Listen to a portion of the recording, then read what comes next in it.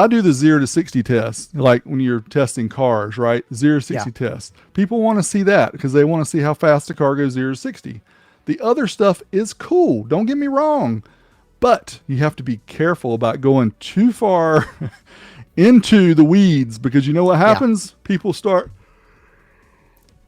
It's not entertaining and it's not going to appease to the masses because, it's just people look at watts, and as we Yes. progressed in the future, we're like, okay, RMS, not max power. There's a difference.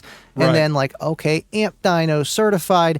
And yeah, you can get into particulars, but a lot of people aren't going to understand it. It's going to be a snooze fest. No, and then you have do to, we even every understand all that? video, you would have to go through and explain it if you were doing it the correct way because you can't assume that everybody watches everything you do. And that's why every time I do a dyno, I talk about at the beginning what you're going to see on the screen because I may have, several thousand people. This is the first video they've seen of mine. And you can't assume that they know what they're seeing on the screen, even though it's as simple as power output.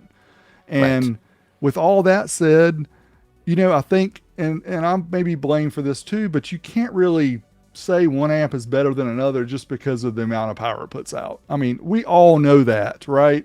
And so what I try to do as a reviewer, as a, an entertainer is like what I like to call myself because that's what I try to do. I try to make it so that when you're watching the video, it's more than just getting information and being taught because people don't really want to be taught. They just want to be entertained.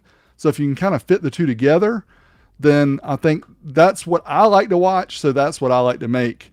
And it's not for everybody because granted, some people want to see every single spec that the amp does down to the signal to noise ratio, the THD to 0.01%, the frequency response and all that. And that's great. Granted, the thing that I say on my end is I